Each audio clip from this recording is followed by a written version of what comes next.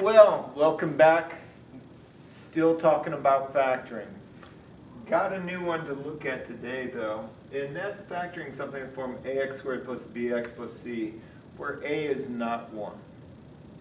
And just like we started yesterday with factoring being the reverse process of multiplying, I'm going to multiply two binomials together here, 3x plus 1 times 2x plus 3.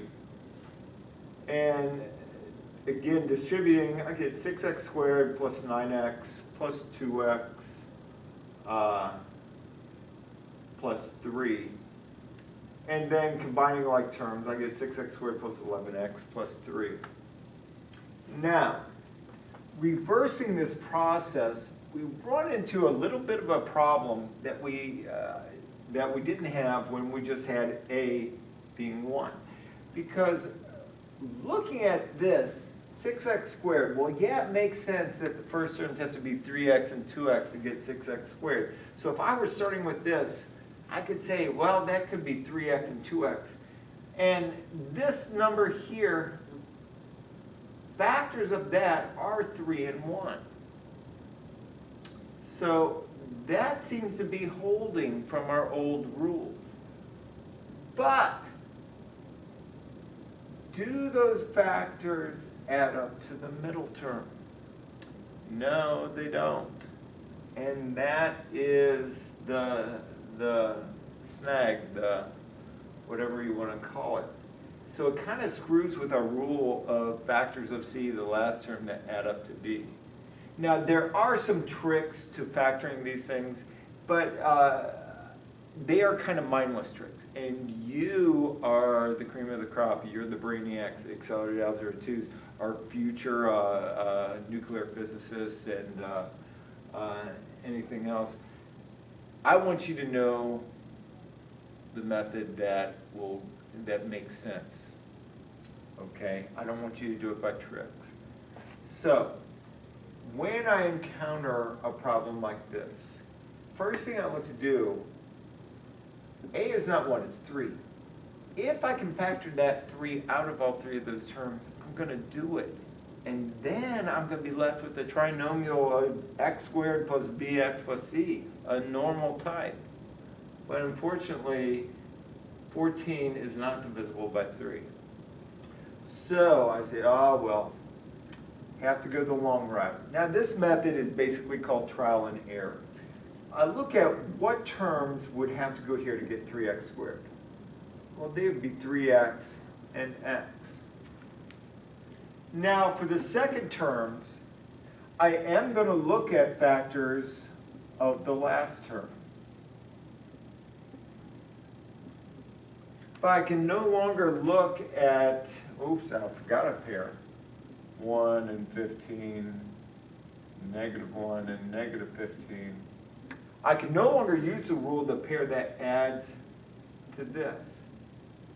What I've got to do is to take the pairs of factors and plug them in and see which ones multiply back together to give this. So it's kind of a long process. So first thing I might try and do is I might try the, let's see, -5 here and the -3 here. Does that multiply back together to give this? Well, I know my first terms are going, 3x times x is going to give me the 3x squared. I know my last terms are going to give me the positive 15. I'm worried about my inner terms. -3 times x, -5 times 3x. Do they combine to give -14? No. So that doesn't work. But that doesn't mean I can just throw out that pair of factors. Excuse me. Forgot my eraser. Before I can throw those factors out, I've got to swap them and try the -5 here and the -3 here. Now, let's see, I'm going to do the whole thing. 3x times x is 3x squared. 3x times -3 is -9x. -5 times x is negative 5x. Negative 5 times negative 3 is positive 15. You see what I said? We don't really have to worry about the first and last terms because I know I'm going to get those. But look at the middle terms. They combine to give the minus 14x. So that is the factorization of this. So it's a method that we call trial and error. And we use this when a is not 1.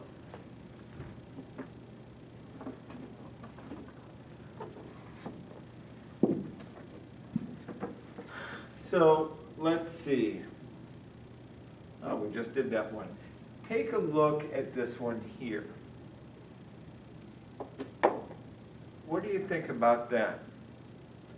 Pause. See what you can do. Okay, you're back.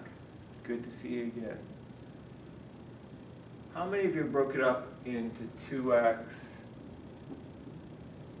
and x? You? You? You did? Did anyone not break it up like that? What'd you do? That's right. Ha!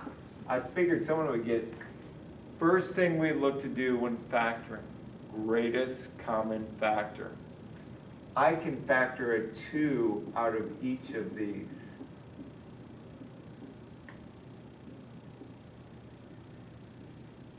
Now what I've got is a normal trinomial, what we call normal, with the leading 1 as a coefficient.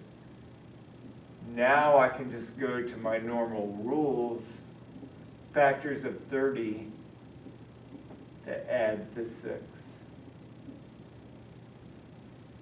Cool, cool? Yeah. All right. This is a little mini lesson today. We'll explore, we'll play around with these, practice tomorrow. I would like for you to try do this one for tomorrow. Bring it in. Bring it in. I might have you put it on the board for me. Better have it. See you tomorrow.